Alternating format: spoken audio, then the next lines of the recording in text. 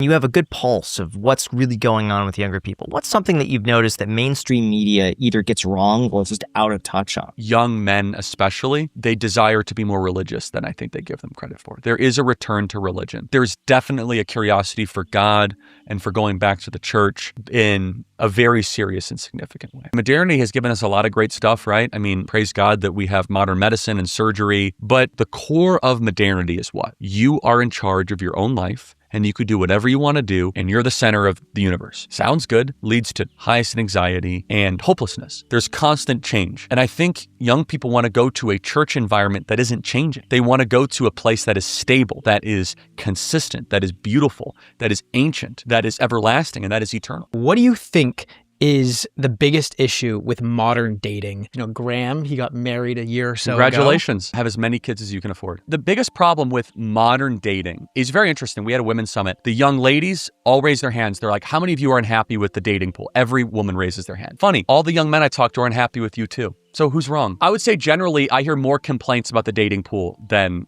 wow, there's so many options. Yeah. What's the problem with women? And then I'll go to the problem with men. The problem with women is that many of them, have unrealistic expectations of the man that they want. A lot of them. Like, I want a guy that's earning $1 million a year and he's 6'4" and I want him to have a perfect jaw. And I'm like, yeah, that's never going to happen. How about, where on your list is like, I want someone who will be a good father or someone with good character. Why don't you want someone that's going to be loyal to you, not cheat on you? Like, oh yeah, I want that too. Oh, okay, got it. So basically you want like Ken Barbie doll, and then you'll have like all the good virtues. Number two is that we need to tell women more clearly that if you do not have children before the age of 30, there's only a 50% chance that you will have children. That's a fact? It's a fact. You can fact check me on that. But I think that we've gone wrong here, that women should prioritize family and children way above career, that they should try to find their husband before they're 25. Having children, I believe, is a blessing from the Lord. It's the most amazing thing. You should try to have as many children as you can.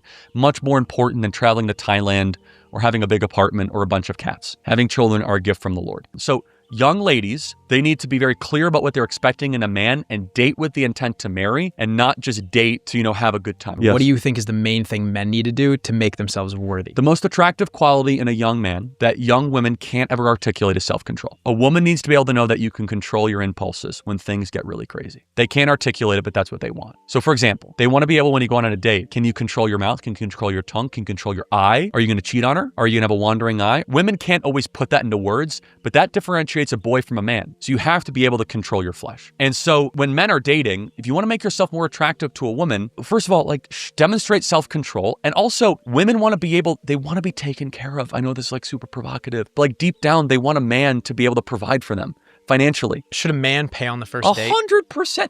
What kind of a wuss beta male is splitting the check? I would go into debt, scrub dishes before a woman paid for it. I split the check quite a lot. So I'm sorry. I don't mean to offend you. You guys are great. That's incomprehensible to me.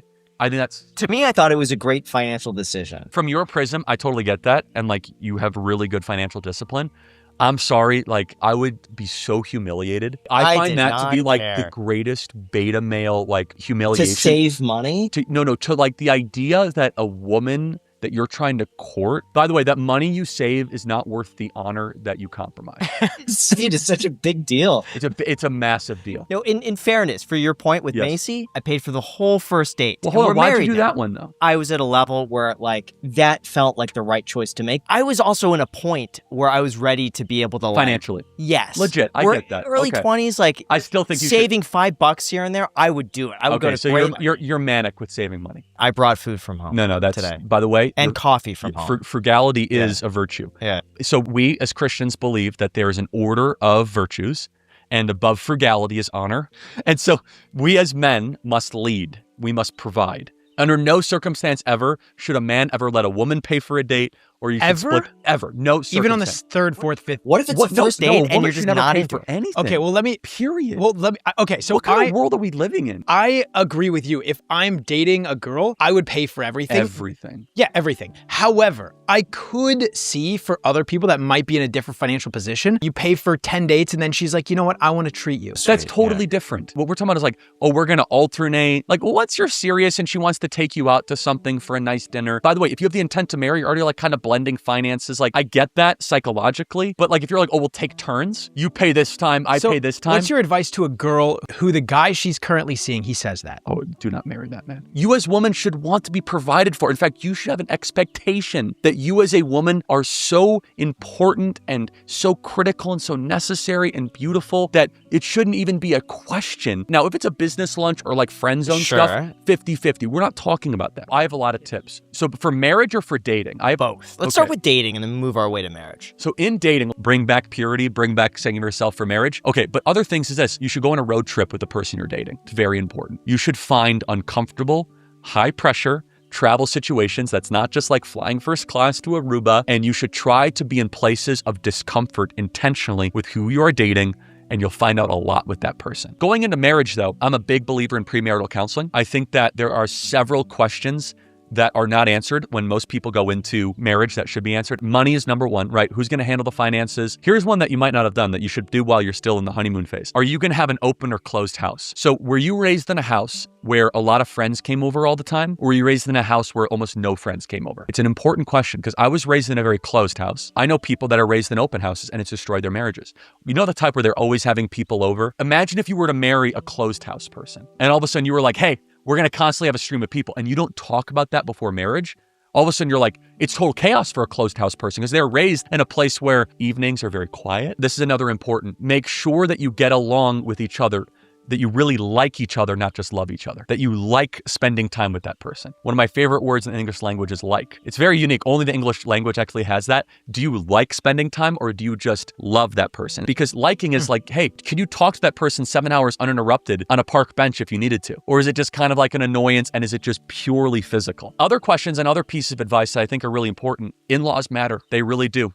They shouldn't always necessarily be deal breakers, but boy, you should know the in-laws because you know, your wife will take the form of the mother more times than not. Children, how many children? When are you gonna have children? Is it a priority? Will it be early? Will it be late? Religious questions, are we gonna raise them religious? Other questions that I think are really important that actually don't always get flushed out. How many vacations are we gonna take? What type of vacations? Are we an RV family? Are we go to a private island family? Are we going to splurge on one vacation a year? Or are we going to do like 3 or 4? This is important before you get married. All of a sudden, you're kind of in the marriage thing and you're like, hey, I just booked us a vacation. Like, what? I didn't want to, because it's different philosophies of time off. Last one, which is the biggest of all. What are acceptable and unacceptable vices for our marriage? For example, is it acceptable for the husband to smoke a cigar? Has she smelled cigar before you get married? And does she know what that is? These are questions that honestly, all the time that people do not always flesh out before marriage. Again, we have an amazing marriage. My wife and I, obviously it's not perfect. No marriage is perfect, but we actually like each other. We prioritize date night.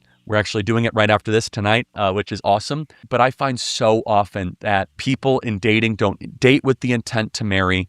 And when they end up wanting to marry, they don't even ask the tough questions before they get married. I was just recently graduated from high school. I wanted to go to West Point before that, didn't get in, and it ended up being one of the greatest things that never happened to me. And so I went to the Republican National Convention. I studied like all the major donors. I had to kind of like sneak my way into the RNC grounds. And at the 4th day, I was so demoralized. I was like, oh, this is not working. I have this idea for Turning Point USA, which basically the idea was to try to win over young people around conservative ideas. And I was in a stairwell, literally a stairwell. And then I saw Foster Freeze doing like a podcast interview with this major cowboy hat on. And I gave him the stairwell pitch. People talk about the elevator pitch. Mm-hmm. I gave him a stairwell pitch. And he told a couple jokes. He was the sweetest, most godly, incredible person. He actually took me seriously because here I was 18 years old, no money, no connections, no idea what I was doing. So here I am pitching a guy, a legend, about, this organization that I wanted to start, Turning Point USA. And he took me so seriously. And he wrote me a $10,000 check. And that was like the seed funding. And it might as well have been $100 million, right? It finally was enough for me to be able to start a website, to have gas in the car. What do you think he saw in you? He probably saw someone that was passionate enough and crazy enough. And in Foster's own words, he said he saw someone with focus and determination. You asked the question, what did it teach me about risk? Well, honestly, I had nothing to really risk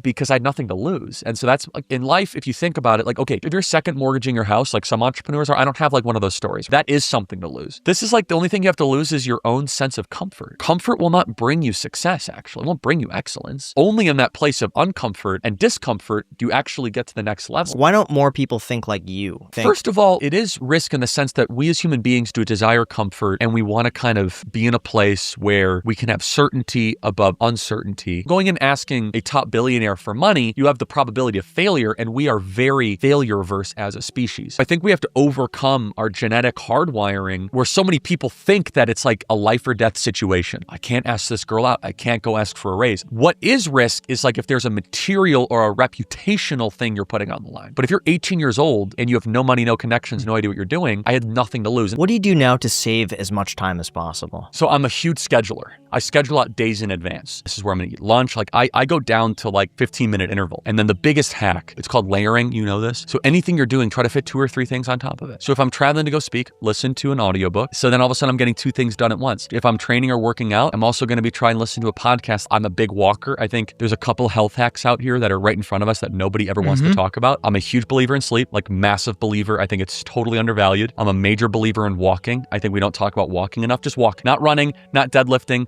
not cold plunging. Just walking. I'm a big believer in fasting. I think fasting's like untapped power. And then I just think like not eating terribly. My best ideas are when I'm walking. My best ideas are when I'm moving. And I go for walks with my kids. So as far as time, you just also have to be able to say no. Could we do a couple rapid fire questions sure, real quick? Okay. What's your biggest insecurity? Forgetting something I should know. Will you run for president?